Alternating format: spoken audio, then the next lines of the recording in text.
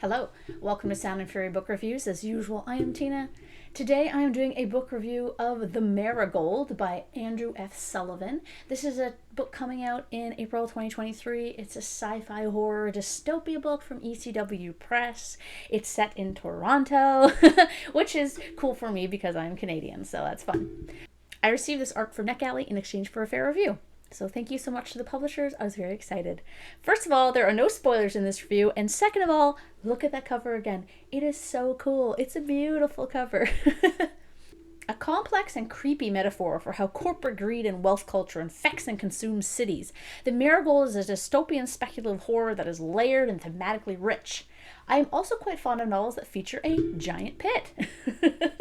What is it about?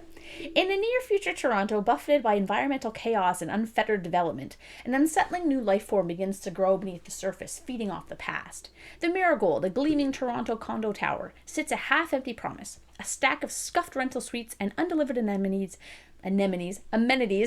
oh my god, that crumbles around its residents as this mysterious sludge spreads slowly through it. Public Health Inspector Kathy Jin investigates this toxic mold as it infests the city's infrastructure, rotting it from within, while Sam Soda Dalapagic stumbles onto a dangerous cache of data while cruising the streets in his Camry, waiting for his next rideshare alert. On the outskirts of downtown, 13-year-old Henrietta Breaks chases a friend deep underground after he's snatched into a sinkhole by a creature from below. All the while, construction of the city's newest luxury tower, Marigold 2, has stalled. Stanley Marigold, the struggling son of the legendary developer behind this project, decides he must tap into a hidden reserve of old power to make his dream a reality, one with a human cost. Weaving together disparate storylines and tapping into the realms of body horror, urban dystopia, and eco-fiction, The Marigold explores the precarity of community and the fragile designs that bind us together.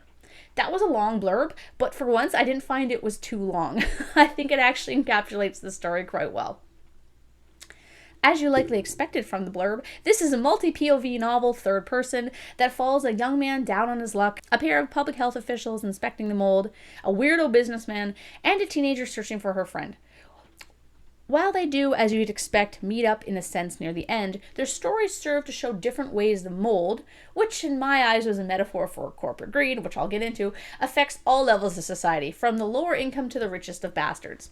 We also get one-off chapters here and there of people living in the Marigold building, which helped fill in the gaps for us readers in terms of what was happening. I really liked those chapters. I really like novels that include kind of just little vignettes of like other people's lives in the space. I find it really helps to broaden kind of the backstory. I really like that, if you couldn't tell.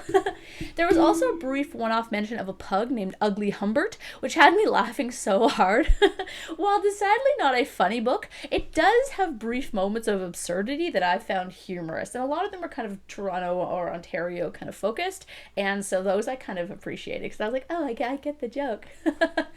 Speaking of the metaphor, and maybe I'm reading into it a bit too much, which I tend to do, but despite its literal sense in the novel, I also read the mold as a scourge of greed overtaking the city, how money, or the lust for it, infests everything and eventually brings about destruction. In truth, I found the novel was quite brilliant in that regard. When it chose to be, the prose was punchy, with phrases like, wealth is always built on bodies, on the sweat and blood and bones of others. Wealth comes from bodies. So this line may be altered or not appear in the final version of the novel, as the copy I read was an ARC, disclaimer time. The novel also breaches other themes such as homelessness, poverty, wealth inequality, housing, climate change, underpaid work, and urban sprawl. In fact, there are even more concepts brought into the novel, concepts that are kind of more relegated to those of us who live in the region. Given I follow the politics of my province and of our province's capital city, which is Toronto, Ottawa is our country's capital city, just in case you didn't know that. People seem to think Toronto is the capital of Canada, and that's not true. Though Torontonians seem to think that it is. Sorry.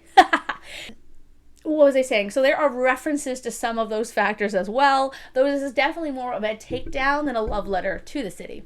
Takedown in the sense that it's critiquing something that is ruining what is otherwise an illustrious and nice city.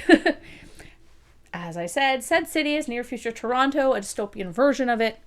Now, I've been to the city a lot, as I used to work downtown there for 2 years. Despite that, I still wasn't super keen on the specificity of some of the locations. In truth, and this is just an opinion on my part, this is not a writing issue, as I know some readers love this stuff, I just don't like when books have an obvious hard-on for the real-life setting.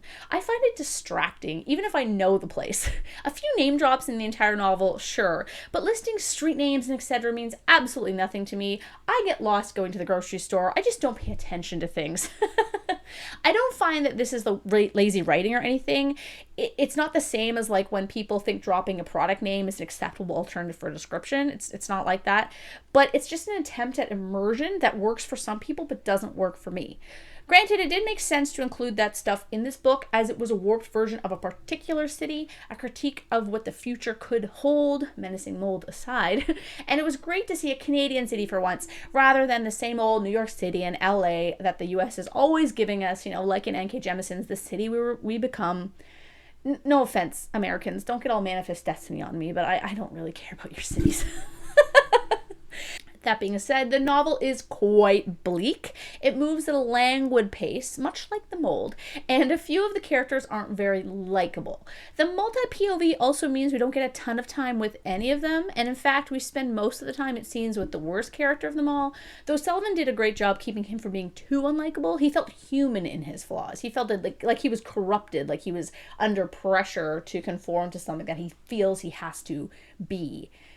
So that was, it's interesting. It's well done. It's just very, very bleak.